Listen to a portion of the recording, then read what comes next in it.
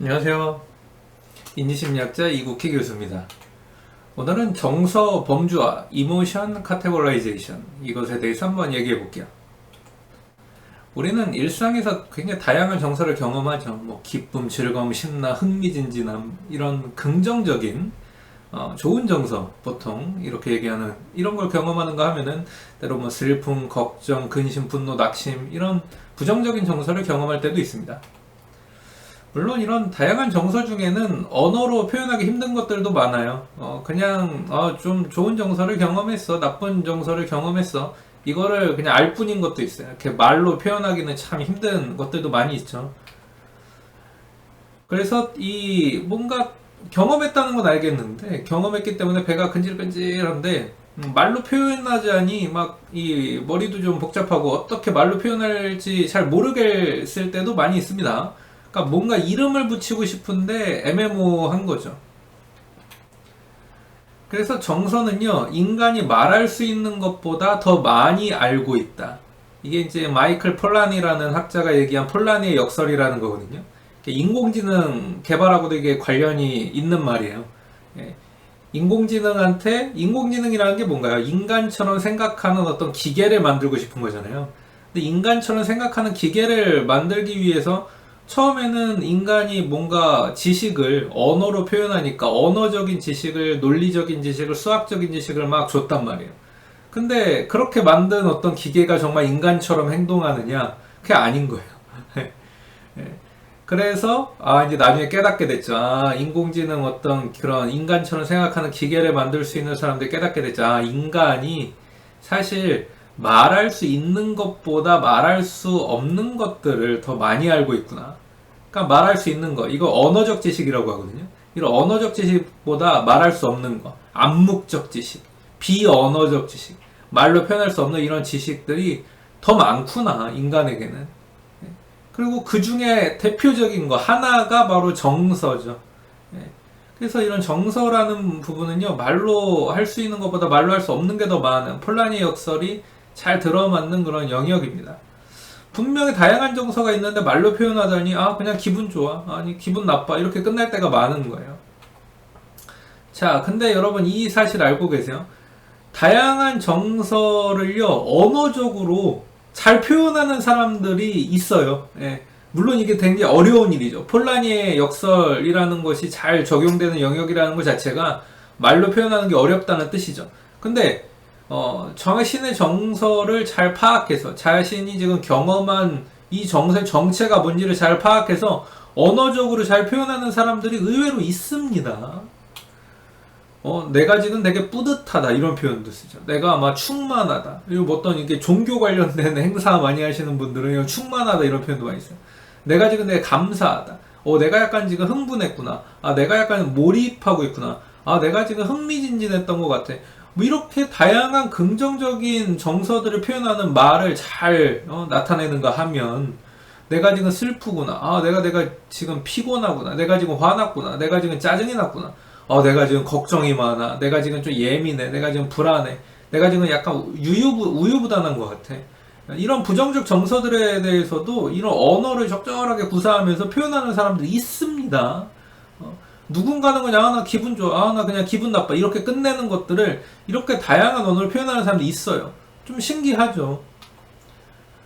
저는 이렇게 정서를 다양하게 그래서 표현할 줄 아는 사람들을 뭐라고 부르느냐? 정서 부자라고 불러요. 이모션 웰스. 굉장한 정서 부자. 그리고 솔직하게 고백을 하면 저는 정서 부자는 아니에요.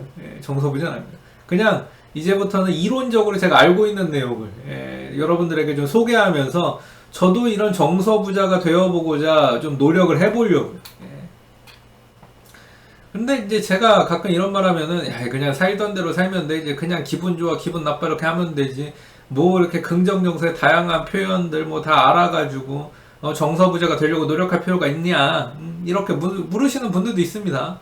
그리고 지금 저랑 제 이 얘기를 듣고 있는 여러분들 중에서도 굳이 이렇게까지 해야 되나? 이렇게 말씀하시는 분도 있을 수 있어요. 근데 이게 뭐든지 마찬가지예요. 굳이라고 말하면요, 그때부터는 저도 이제 할 말이 없습니다. 그렇죠? 아니, 그래서 저는 이렇게 오히려 말씀드리고 싶어요. 아니, 뭐, 그렇게 따진다면은 굳이 뭐하러 일합니까? 뭐하러 숨 쉬어요? 뭐하러 밥 먹고 뭐하러 삽니까?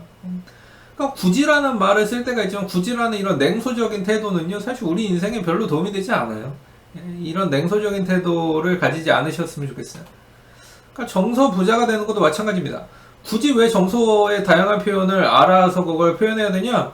이런 냉소적인 태도는 우리 인생에 별로 도움이 되지 않아요. 심리학자들이 정서 범주화, 이모션 카테고라이제이션, 어펙트 카테고라이제이션 이렇게 부르는 능력은 우리에게 도움이 됐으면 도움이 됐기 때문에 말씀드리는 것이죠. 피해를 준다면 안 합니다. 오히려 이런 다양한 정서의 범주화를 하지 못하는 것, 다양한 정서 이름 붙이기죠. 그러니까 레이블링이라고도 보통 부르죠. 그냥 아주 그냥 한국식으로 말 라벨링이요, 라벨링. 이 라벨링을 오히려 못하는 것이 우리에게 피해를 줬으면 피해를 줬지, 정서를 다양하게 알고 표현하는 게 우리에게 피해를 주진 않아요. 정서를 제대로 범주하지 못하는 사람은 그럼 어떤 문제점을 겪느냐, 어떤 손실이 있느냐, 대부분 이제 정신적인 손실인데, 그리고 이 정신적인 손실이 사회생활의 손실로 이어지죠. 그게 문제예요. 그러니까 뭐냐, 정석적인 이 이름 붙이기, 레이블링을 잘 못하는 사람들은요, 이 정서 범주화를 못하는 사람들은요, 그렇지 않은 사람들에 비해서 똑같은 일에서 더 스트레스를 받아요. 연구 결과입니다. 똑같은 일을 했는데 더 스트레스를 받는 사람이 누구냐? 감정 표현제를 못하는 사람이에요. 감정에 이름 붙이기 못하는 사람. 심지어 더 똑같은 일을 하고서 똑같은 일을 경험하고 더 무기력해져요. 이 무기력이 우울증 증상이거든요. 우울증. 무기력해져. 다 하기 싫어. 만사가 귀찮아. 그러니까 굳이 이런 냉소적인 태도를 가진 분들은요, 사실 우울할 수 있는 거예요. 이 정신병리학적으로 우울증일 수 있는 거예요. 또 죽고 싶다는 충동을 실제로 더 크게 느낍니다. 근데 반대로 정서에 이름 붙이기, 정서 범주화를 제대로 할 수 있는 분들은요, 정서 조절을 더 잘해요. 감정 컨트롤을 잘한단 말이에요. 스트레스 관리도 더 잘해요. 스트레스 관리를 잘하니까는, 해소를 잘하니까는 스트레스 덜 받겠죠. 그러니까 무기력해지지 않아요. 우울증도 덜 경험하고요. 평정심, 카멘페이스풀, 이게 굉장히 중요하거든요. 이 평정심 유지도 훨씬 잘합니다. 자, 그럼 이제 어떻게 하면 좋을까? 어떻게 해야 나도 정서 부자가 될 수 있을까? 정서를 잘 표현할 수 있는 사람이 될 수 있나요? 이 질문이 나오는 게 바람직하죠.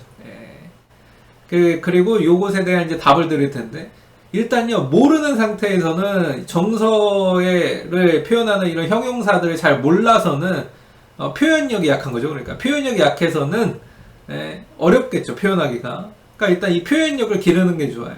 언어적인 표현력을 기르는 게 좋습니다. 사실요, 또 이런 게 있어요. 말로 표현할 수 없는 이 세상의 일들이 참 많죠. 근데 그거를 어떻게 해서든 말로 잘 표현할 수 있게 되면요, 그 사람이요, 굉장히 보람도 느끼고 성취감도 느끼고, 사실 그 과정에서 어떤 전문성이라는 게 길러질 때가 진짜 많아요. 어떤 운동 동작들, 체조 동작들, 이런 것들을 말로 표현할 수 없죠. 근데 그 말로 표현할 수 없는 그거를 말로 표현할 수 있게 되는 것 자체가 되게 전문가가 된다는 그런 걸 수도 있어요. 또 음식에 대해서 막 이렇게 소개하시는 분들 있잖아요. 이런 음식의 맛을 되게 잘 소개하시는 분들. 또 이런 재료들을 섞어 넣으면 어떤 맛이 난다는 걸 정말 잘 표현하시는 분들. 사실 음식을 또 만드는 과정 자체를 말로 일일이 다 표현한다는 것 자체가 되게 어려운 일 아니겠습니까? 암묵적 지식이잖아요. 절차적 지식이잖아요. 근데 그거를 언어적으로 정말 잘 표현하는 분들, 전문가일 가능성이 높아요. 자, 마치 이런 것처럼 정서에 대해서도 우리가 이렇게 알고 언어를 잘 표현하게 된다는 것 자체가 되게 좋습니다. 그러니까 일단 알아야죠. 언어적인 표현을. 표현 능력을 늘려야 돼요. 표현력이 증가하게 돼야 이해력이 증가합니다. 이건 제가 청소년들한테도 진짜 많이 하는 얘기인데요. 여러분, 이해력이 증가하기 위해서는요, 이 문해력이라고도 보통 부르죠. 이 이해력이 증가하기 위해서는요, 표현력이 증가해야 되고요. 표현력이 증가하려면요, 어휘구사력 같은 게 뛰어나야 되는데, 이 어휘구사력 같은 게 뛰어나려면요, 어휘력이 있어야 돼요, 기본적으로. 어휘력이 있어야 언어구사력이 생길 거 아니에요. 그래야 표현력이 생기고 이해력이 생기는 거예요. 학생들 중에서 특히 요즘에 청소년들 사이에 수학에 대해서 되게 굉장히 어려움을 느끼시는 경우들이 많은데, 사실 가만 보면요, 수학의 문제가 아닌 경우가 많아요. 진짜로요. 여러분들 뭐 이 영상 보고 있는데 여러분들이 경험해본 일일 수도 있어요. 수학 자체가 어려운 게 아니고요, 문제가 이해가 안 돼요. 문제를 이해를 못하는 거예요. 이해를 못하다니까. 그건 뭡니까 그건? 수학의 문제예요? 아니면은 저거 국어의 문제입니까? 국어의 문제죠. 예? 국어의 문제예요. 국어. 예? 그러니까 문제가 이해가 안 되니까 원래 수학이라는 게 좀 어려운 문제일수록 한 가지 공식 같은 걸로 잘 풀리지가 않잖아요. 예? 순서에 맞게 한 두세 가지 공식을 잘 연결해야 풀리게 되는 게 이제 보통 약간 어려운 수학 문제들, 그 다음에 이제 변별력을 가지기 위해서 선생님들이 내는 문제들, 뭐 수능 시험도 마찬가지고요. 그런 수학 문제의 특징 아니겠습니까? 근데 그렇게 되려면 이해를 해야 돼요, 문제를. 근데 문제를 이해를 못하니까 어떻게 풀어야 되는지는 당연히 모르죠. 이게 무슨 말이야 하는데 왜 풀리겠어요? 정서도 마찬가지입니다. 나의 어떤 정서적인 이 조절 같은 거, 완급 조절, 이런 거 잘 하려면요, 정서에 대한 이해력이 있어야 되는데, 정서에 대한 이해력이 있으려면요, 정서 표현을 잘 하려면요, 정서에 대한 어휘를 알아야 돼요. 예, 아시겠죠? 그러니까 일단 긍정정사 이름들, 이게 다가 아닙니다만 그냥 소개해 드릴게요. 이 정신이 맑은, 예, 얼러트라고 보통 하죠. 각성 상태. 이게요, 여러분 되게 중요한 겁니다. 기회를 포착하는 능력이에요. 정신이 맑다라는 얘기는 이 세상에 있는 기회들을 잘 포착할 수 있다는 뜻입니다. 네. 그 다음에 집중하는, 어떤 적극적인, 감사하는, 평온한, 기쁜, 뿌듯한, 강인한, 황홀한, 흥미진진한, 관심이 가는, 열정적인, 영감을 얻은, 감동적인, 네. 짜릿한, 결단력 있는, 충만한, 신난, 즐거운, 웃긴, 재밌는, 몰입된, 황홀한, 날아갈 것 같은 이런 것들, 이런 다양한 정서 표현들. 네. 일상에서 한번 이렇게 써보는 거죠. 그리고 이런 걸 한번 표현해 버릇하면요, 또 이렇게 일기 같은 거 쓰는 것도 그래서 되게 좋은데, 이런 다양한 정서적인 형용사를 쓰면서 이렇게 일기를 잘 써보면요, 삶이요 되게 이 단조롭다고 느껴지는 게 아니라 다채롭다고 느껴져요. 매일 다람쥐 쳇바퀴 돌듯이 이렇게 돌아가는 삶이라고 할지라도 그것에 대한 나의 표현 방식이 달라지고 표현한 언어가 달라지면요, 다채롭다고 인식할 수 있습니다. 그게 되게 중요한 거거든요. 한번 해보시는 거죠. 그러니까. 그 다음 부정적인 정서도 마찬가지예요. 나쁘다고 피하는 게 아니라 이렇게 이름을 붙여보는 거죠. 아, 적대감을 내가 느꼈어, 거부감이 느껴졌어, 화가 났어, 혐오스러웠어, 짜증이 나서, 부끄러워서, 죄책감을 느꼈어, 고충이 있어, 고통스러워, 혼란스러워, 두려워, 공포스러워, 걱정하는, 염려하는, 불안한, 조마조마, 예민한, 신경이 곤두서는, 날카로워진, 우울한, 슬픈, 먹먹한, 굉장히 그 다양한 표현들이 있지 않습니까? 그러니까 나 지금 기분 나빠, 끝, 이렇게 하시기보다는 한번 나눠보는 거죠. 그거 자체, 이 자체가 또 나에 대한 이해력도 높이고요. 나에 대한 이해력을 높이고, 지금, 내가 느낀 감정이 이거구나를 알게 되면요, 부정정서 해소에 도움을 줘요. 그냥 기분 나빠. 그럼 계속 기분 나쁩니다. 근데 내가 지금 느낀 게, 내가 지금 뭔가 지금 고통스러웠어. 내가 지금 뭔가 날카롭구나. 내가 지금 약간 신경이 곤두서 있는 상태구나. 내가 지금 뭔가 내일 있을 일 때문에 약간 지금 조마조마하구나. 그렇게 이런 표현을 한번 해보게 되면요, 나에 대한 이해력이 증가하고, 나에 대한 이해력이 증가하면 이 나쁜 일에 대한 이해력이 증가하게 되면은 그걸 해결할 방법이 실제로 보일 때도 많고요. 해소가 됩니다. 감정적인, 내가 지금 조마조마했구나, 이거 이렇게 해소해야 되겠다, 그런 것들을 느끼게 돼요. 이게 바로 정서 범주화, 정서 이름 붙이기의 효과입니다.